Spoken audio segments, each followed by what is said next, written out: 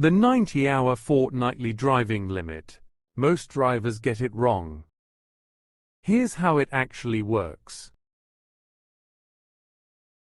Most drivers think the limit resets every Monday. It doesn't. The 90-hour limit applies over any 2 consecutive weeks. Not fixed weeks. Any 2 weeks, rolled together. Week 1, 55 hours. Week 2, 45 hours. That's 100 hours. Infringement. Week 1, 45 hours. Week 2, 44 hours. That's 89 hours. Compliant. Even if each week is under 56 hours, the fortnightly total can catch you out. Drivers who take a reduced rest every Friday. That is not bad luck.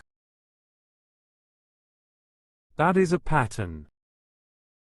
DVSA's algorithm finds patterns, not just one-off infringements. First, an infringement notice arrives. If it continues, a formal warning is issued.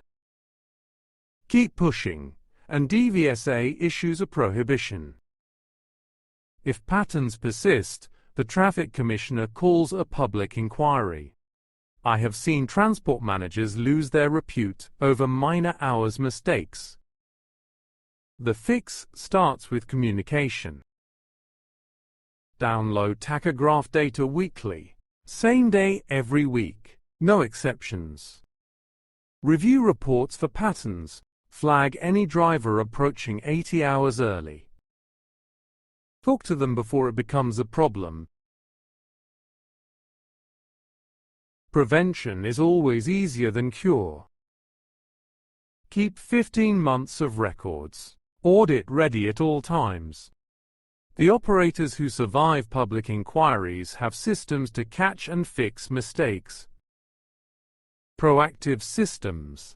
Regular training. Genuine oversight. We are covering driver hours at Transport Conference 2026. 23rd September in Birmingham at the National Motorcycle Museum. The Traffic Commissioner speaking live. Book tickets at www.invergold.co.uk. Subscribe for more transport compliance content.